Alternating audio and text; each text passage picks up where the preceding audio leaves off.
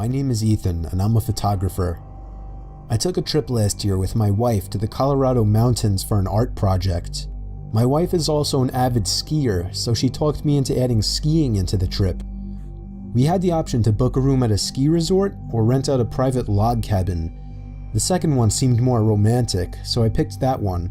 Plus it didn't hurt that it was cheaper.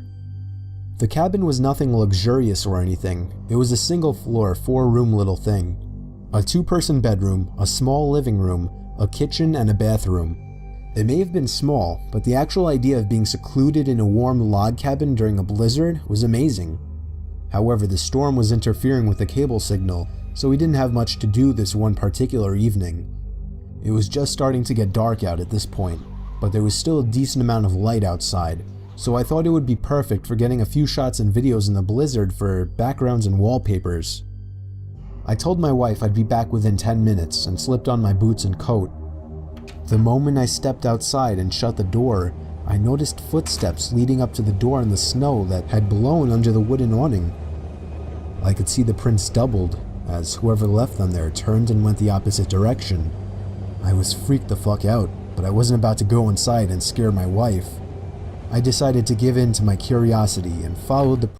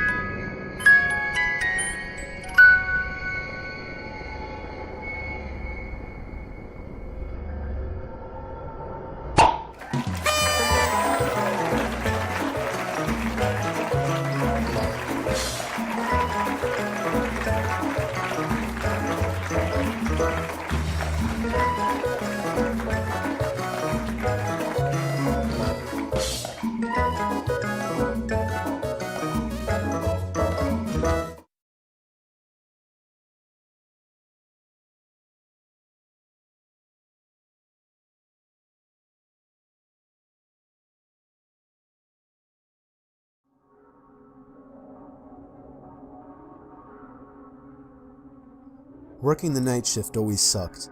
I work in an office building and would constantly do the night shifts since it was the only time it would work out for me. I was just about always the only person on the floor I worked on, possibly in the whole building. There would always be a kind of eerie feeling to being in such a big building with most of the lights out and absolutely no one around. But on the upside, it was peaceful and less stressful, and I was able to get a lot of work done. There was this one night though. It was a Friday night, around 2 in the morning. I was typing away on my keyboard when I heard a noise from outside my cubicle. It sounded like just a random crack from the walls or something.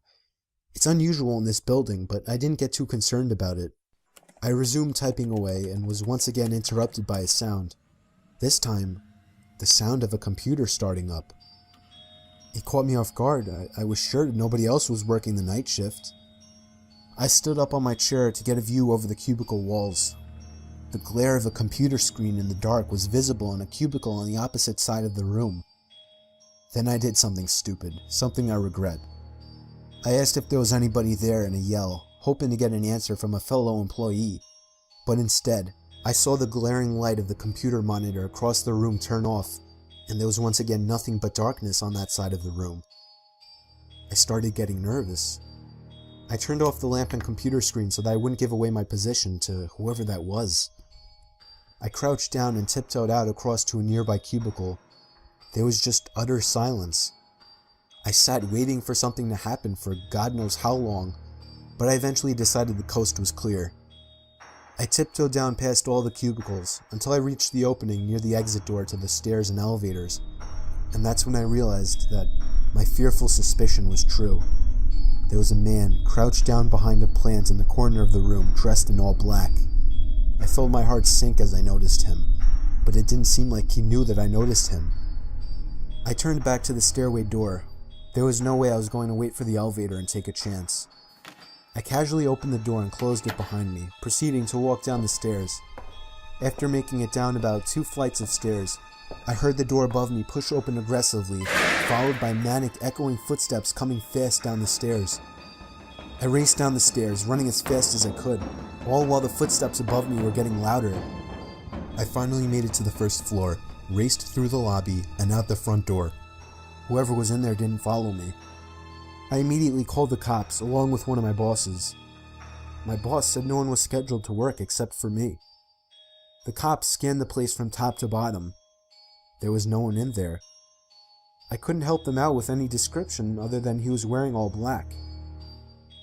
I did continue to do the night shift for about a week after that, with my boss allowing me to lock all possible entrances to the floor, including the elevators. But I still wasn't comfortable with it, so ever since, I've been doing the day shifts.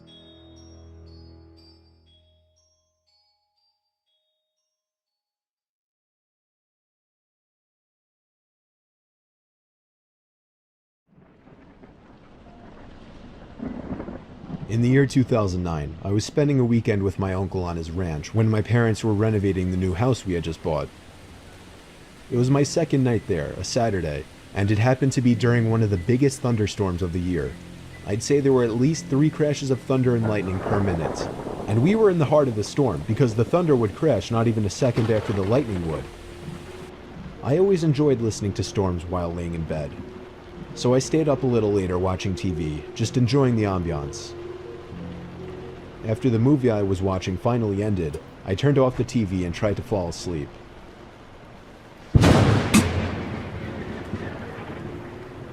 As I heard the lightning strike from outside, I could have sworn I heard some kind of metallic thud coming from outside at the same time. I didn't pay it too much mind. 20 seconds later, I could have sworn I heard it again.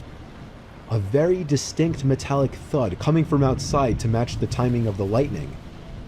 I really don't mean to make this sound like a cliche horror story, but my uncle really is a kind of creepy guy, and I was never close with him even remotely, so for that reason I didn't feel right going to wake him up. I just tried to forget about it. Now I was getting concerned. What the hell could that be? After the 3rd time, I finally got out of bed and walked over to the window of the guest bedroom. The water pouring down on the window made it extra hard to see what was out there in the dark fields. A flash of lightning momentarily lit up the property, but I couldn't see anything. However, once again, the sound of a metal hit accompanied it. The sound was so close now, it sounded like it was coming from the left of the window at a blind spot. I was going to do something I knew my uncle wouldn't be happy about. It would be a bit messy, but I was going to open the window and peer outside to see if I could see what the sound was. I unhooked the window lock and slid it up, and immediately the wind of the storm blew drops of rain into the room and onto me. I stuck my head out the window and looked to the left, and at that very moment, lightning lit up the property once again, and I could see a person dressed in all black crouched down by the outside basement door with his hand raised in the air. And before the sky went dark, I caught the briefest glimpse of what the sound was coming from. The person was bashing at the basement door lock. I pulled my head in and quietly shut the window, making sure to lock it. I was in a panic. I feared he might have seen or heard me. I ran back to bed and pretended to be asleep, facing away from the window. Lightning crashed once again, but this time there was no metallic thud. My heart must have dropped as I realized this. I just stayed put in bed for the longest time, hoping whoever was out there would go away. After maybe 3 more lightning crashes without any thuds accompanying them, I thought it would be safe to go tell my uncle. I turned to face the window and screamed. There was a figure, clear as day, standing at the window, looking in at me. I screamed as loud as I could and ran straight to my uncle's room. He went outside with his hunting rifle with nothing on but his pajamas, not even socks. He ran around the entire property yelling like a madman, but didn't find anyone. The next morning, we were able to better see the marks on the basement door lock. It was almost bashed open. Maybe 3 or 4 more good hits would have done it, according to my uncle. He was proud of me for picking up on it. Luckily, I was out of there that same day. My uncle hasn't told us of any incidents since, so I think he's been okay. Not that we talked to him much at all. I'm grateful I stayed up a little later that night watching that movie, because I may have just stopped a robbery, or possibly much worse.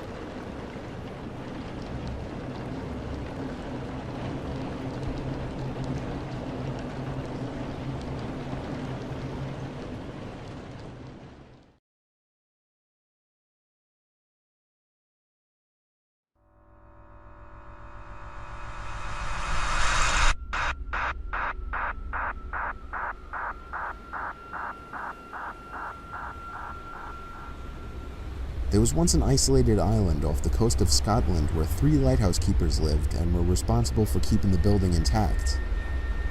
One day, when their monthly supply ship dropped in, the island was silent. No response from the lighthouse keepers. Eventually, the captain and some crew members went to investigate and found a disturbingly empty lighthouse. 2 of the 3 waterproof coats Eventually, the captain and some crew members went to investigate and found a disturbingly empty lighthouse. 2 of the 3 waterproof coats were missing from their hangars, and the kitchen was left in a state as if people had left in a hurry. The lighthouse log only added more mystery to the situation. The log described how one of the keepers wouldn't talk, and the other continuously cried for hours. All this pain and fear seemed to be coming from what was referred to as a powerful storm looming in the distance. However, this begs the question, why were they so scared of a simple storm? They should have been safe in the brand new lighthouse, right? The log goes on to talk about how they all sat close together and prayed for the storm to be over. The final log states, "The storm has passed, the skies are calm, and God is over all." Their bodies were never found, and the cause of their death is still a mystery to this day. The most accepted theory is that they somehow got swept out to sea during the storm, never to be seen again. But one final detail remains, one that scared the captain and his crew to the bone. The powerful storm described in the log didn't exist. There were no storms reported in the area. In fact, the skies were calm all day. The powerful storm described in the log didn't exist. There were no storms reported in the area. In fact, the skies were calm all day.